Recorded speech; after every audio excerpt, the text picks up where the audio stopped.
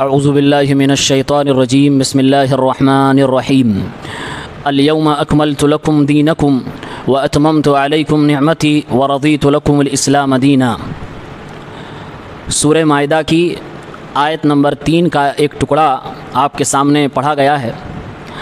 اللہ رب العالمین نے ارشاد فرمایا، آج کے دن میں نے تمہارے لیے تمہارا دین مکمل کر دیا، واتممت علیکم نعمتی، اور میں نے مکمل کر دیا، تمام کر دیا تمہارے اوپر اپنی نعمت کو، ورضیت لکم الاسلام دینا، اور دین کے طور پر اسلام سے میں راضی ہو گیا۔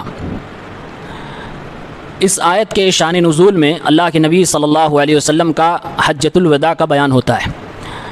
یہ آیت اس وقت نازل ہوئی جب اللہ کے نبی صلی اللہ علیہ وسلم نے حج فرمایا تھا۔ اس حج میں آپ کے ساتھ لاکھوں کی تعداد میں صحابہ کرام موجود تھے۔ اسی آیت کے تعلق سے یہود حضرات کہا کرتے تھے، اگر یہ آیت ہماری مذہبی کتاب کے اندر اتری ہوتی اور جس دن یہ اترتی ہم اس کو عید کا دن بنا لیتے۔ حضرت عمر رضی اللہ عنہ سے کہا تھا یہ بات، تو حضرت عمر نے جواب میں کہا تھا، مجھے معلوم ہے کہ یہ آیت کس دن اتری ہے۔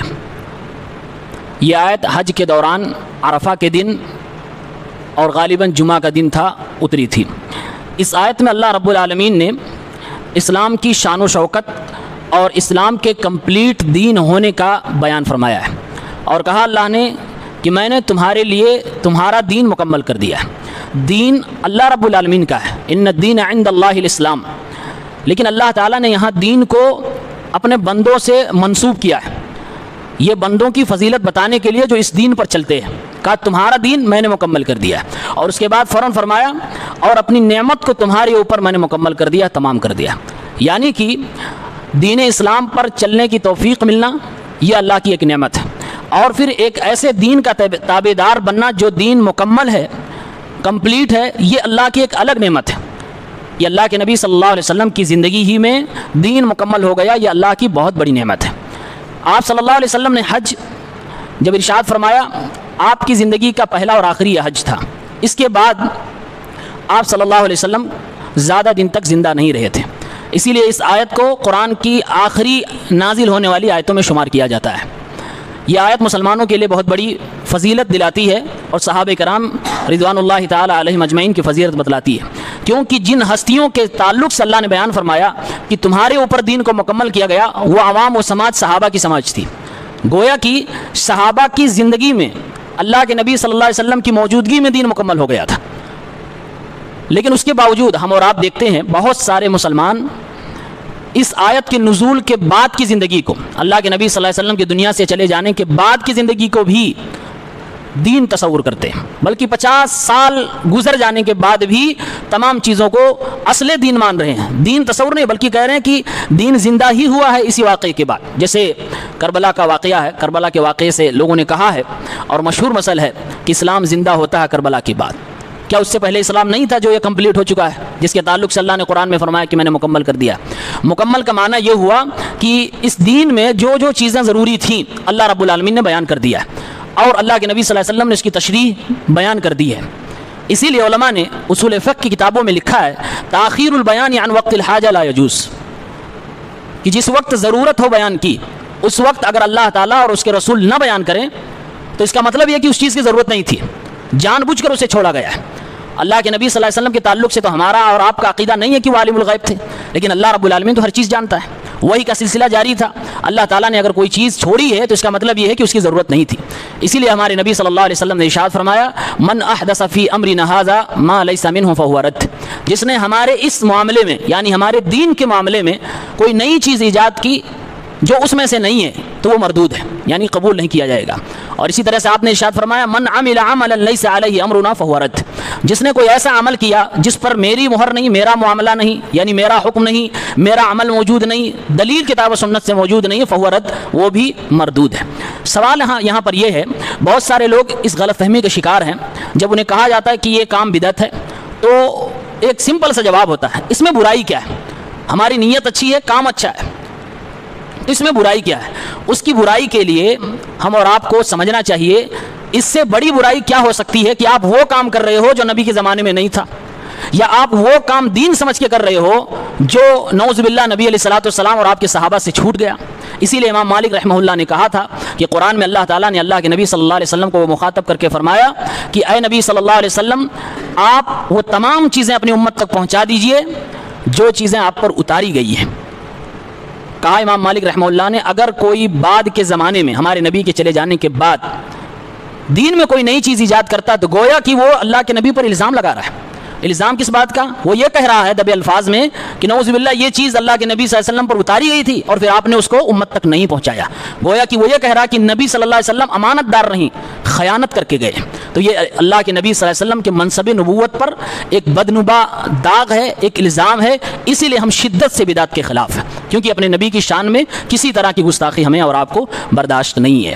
جو لوگ یہ کہتے ہیں کہ اس میں برائی کیا ہے، آپ دیکھیے اسلام نے عمل صالح کے حوالے سے جو فارمولہ پیش کیا وہ یہ کہ کوئی بھی نیک کام آپ کریں دین سمجھ کر جو آپ کرتے ہیں اس کے لیے دو شرط. ایک، آپ کی نیت خالص ہوئی کام ہم اللہ کے لیے کر رہے ہیں، اور دوسری چیز یہ وہ اللہ کے نبی صلی اللہ علیہ وسلم کی سنت کے طریقے پر ہو. اگر نیت پوری پیور ہے اللہ کے لیے ہے لیکن وہ اللہ کے نبی کے طریقے پر کام نہیں کیا گیا تو وہ بھی اللہ رب العالمین قبول نہیں کرتا، وہ بھی برباد کر دیا جاتا ہے. اور اگر کسی کی نیت خراب ہو لیکن کام صحیح کر رہا، بالکل ہو بہو اللہ کے نبی کے بتائے ہوئے طریقے پہ کر رہا، تو وہ بھی کام قبول نہیں کیا جاتا، مردود ہو جاتا ہے. لوگ یہاں پر ایک اعتراض اور کرتے ہیں کہ کام ہم کر رہے ہیں، نیت ہماری ہے، آپ کون ہوتے ہیں حکم لگانے والے، قبول کرنا اللہ کا کام ہے. اس طرح سے چور دروازے سے لوگ بدعت کا کام کرتے رہتے ہیں اور سامنے والے کو چپ کرانے کی کوشش کرتے ہیں. بھائی ہم اور آپ کون ہوتے ہیں حکم لگانے والے؟ یہ بات صحیح ہے، لیکن یہ حکم ہمارے نبی صلی اللہ علیہ وسلم وحی کی زبان سے لگا چکے ہیں. اگر کسی کی نیت فاسد ہے، نیت خراب ہے، یعنی نیت میں خلوص نہیں ہے، ملاوٹ ہے، شرک ہے، ریاکاری ہے، دکھاوا ہے، تو اللہ کے نبی صلی اللہ علیہ وسلم نے بیان فرمایا ہے، حدیث قدسی ہے، صحیح مسلم کی روایت ہے، آپ نے فرمایا من عمل عملا اشرک فیہ معی غیری ترکتہ وشرکہ. جس نے کوئی ایسا کام کیا جس کام میں اس نے میرے علاوہ کسی اور کو ساجی اور شریک کر لیا، یعنی وہ کام اس نے نہیں کیا لیکن میرے ساتھ ساتھ کسی اور کو خوش کرنا چاہتا تھا، ترکتہ وشرکہ، تو میں اسے بھی چھوڑ دیتا ہوں، اس کے عمل کو بھی چھوڑ دیتا ہوں. گویا کہ اللہ فرما رہا خود کہ میں اس عمل کو قبول نہیں کرتا. تو یہ تو اللہ کا فتویٰ ہے، اس میں ہمارا اور آپ کا کیا فتویٰ ہوا؟ تو اگر کسی کی نیت میں کھوٹ ہے اور اس کے یہاں خلوص نہیں ہے، شرک کی ملاوٹ ہے، تو ہم بباغ دوحل اس حدیث کی بنیاد پر کہیں گے اللہ اس کو قبول نہیں فرمائے گا. کیوں؟ کیونکہ خود اللہ نے فرمایا. اور اسی طرح سے اگر کسی کی نیت صحیح ہے لیکن عمل اس کا صحیح نہیں ہے تو وہاں ہم یہ بھی کہتے ہیں کہ یہ چیز بدعت ہے، یہ قبول نہیں کیا جائے گا. یہ ہمارا اور آپ کا حکم نہیں، یہ تو نبی علیہ الصلوۃ والسلام نے لگایا. آپ صلی اللہ علیہ وسلم نے فرمایا کہ جس نے کوئی ایسا کام کیا جس پر میری مہر نہیں، میری کتاب کی اور میری بات کی دلیل موجود نہیں ہے، فہو مردود، تو وہ مردود ہے، رد ہے، یعنی کہ قبول نہیں کیا جائے گا. مردود کسے کہتے ہیں؟ مردود اسے کہتے ہیں جو اللہ رب العالمین جس کو قبول نہ فرمائے، اس پر نیکی نہ دے. نیکی دینا تو دور کی بات ہے، آپ کے اوپر ہمارے اوپر جو ذمہ داری ہے نیک عمل کرنے کی، جیسے جو فرض کام ہے ہمیں ادا کرنا ہے، وہ ذمہ داری ساقط ہی نہیں ہوتی ہے. مثلا نماز ہے، نماز ہمارے اوپر فرض ہے. اگر ہم نماز پڑھتے ہیں صحیح ڈھنگ سے، صحیح نیت سے، خلوص سے، تو ذمہ داری سب سے پہلے ختم ہوتی ہے ہمارے سر سے، وہ فرض ہم سے ساقط ہوتا ہے اور اللہ تعالیٰ ہمیں ثواب عطا فرماتا ہے، ہمارے نام اعمال میں نیکیاں لکھی جاتی ہیں. لیکن اگر وہ نماز ہمارے منہ پہ مار دی جائے، چاہے خلوص نہ ہونے کی وجہ سے یا نبی علیہ الصلوۃ والسلام کے طریقے پہ نہ پڑھنے کی وجہ سے، تو وہ نماز کا ثواب ہمیں تو نہیں ملتا، ساتھ ساتھ میں اگر وہ نماز پوری طرح سے ریجیکٹ کر دی گئی تو ذمہ داری بھی نہیں ختم ہوتی ہے، ایک بوجھ سر پہ بنا رہتا ہے، یعنی کہ مائنس مارکنگ چل رہی ہے. ایک تو ثواب نہیں ملا، دوسرے نمبر پر وہ بوجھ آپ کے سر پہ باقی ہے، اور اسی بوجھ کا سوال قیامت کے دن ہو جائے گا کہ آپ نے نماز کیوں نہیں پڑھی، یا آپ نے پڑھی تو اللہ کی بارگاہ میں کیوں نہیں قبول ہوا. تو قبول نہ ہونے کی وجہ یہ ہے کہ انسان یا تو خلوص میں اور اپنی نیت میں کھوٹا ہوتا ہے، یا تو پھر اپنے طریقے کو اللہ کے نبی صلی اللہ علیہ وسلم سے جو ملنا چاہیے اس میں کھوٹا ہوتا ہے. تو اللہ تعالیٰ نے فرمایا کہ دین مکمل ہو گیا. یہ دین نبی صلی اللہ علیہ وسلم کی زندگی میں مکمل ہوا ہے، صحابہ کرام کی موجودگی میں مکمل ہوا ہے. لہٰذا دین اگر ہمیں پیور چاہیے جو بدعات سے پاک ہو، شرک سے پاک ہو، یعنی نیک عمل کرنے کا اگر ہمیں جذبہ ہے تو ہمیں دین وہیں سے لینا ہوگا جہاں پر دین مکمل ہو گیا تھا. اگر اس کے بعد ہم نے دین اخذ کرنا شروع کیا تو پھر ہمارا دین مکمل گویا کہ نہیں مانا جائے گا. اور یہ دنیا مانتی ہے کہ اس وقت روئے زمین پر جتنے مسلمان پائے جاتے ہیں، جو بھی اپنے آپ کو جو نام دینا چاہے دے لیں، اس وقت روئے زمین پر سب سے زیادہ شرک سے اور بدعات سے دور اگر کوئی جماعت ہے تو جماعت اہل حدیث ہے. اہل حدیث کے اس خوبی کو غیر لوگ بھی تسلیم کر رہے ہیں.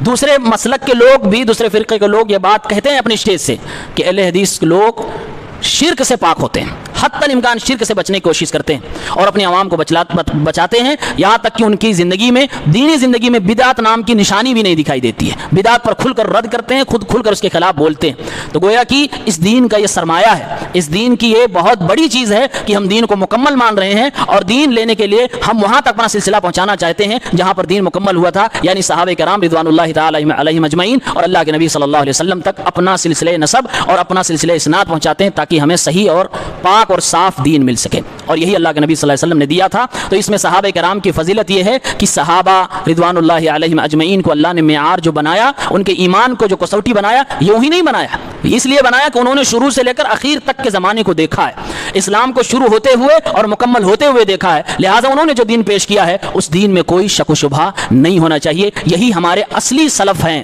ہمیں ان تک اپنے دین کو پہنچانا چاہیے۔ اگر ہمارا کوئی عمل ان تک نہیں پہنچ رہا ہے تو ہمیں اپنے عمل پر نظر ثانی کرنی چاہیے، اور اس کو دین ماننے کے لیے ہمیں اور آپ کو غور و تحقیق سے کام لینا چاہیے کہ کہیں ایسا تو نہیں یہ وہ چیز ہے جو بعد کے ادوار میں ایجاد کی گئی اور ہم جانے انجانے میں بدعت کے شکار ہو گئے۔ اللہ تعالی ہم سب کو صحابہ کے منہج پر قائم کرے، صحابہ جیسا ہمیں ایمان لانے کی توفیق دے، صحابہ کرام کے طریقے پر اپنی زندگی گزارنے کی توفیق دے، آمین۔ السلام علیکم۔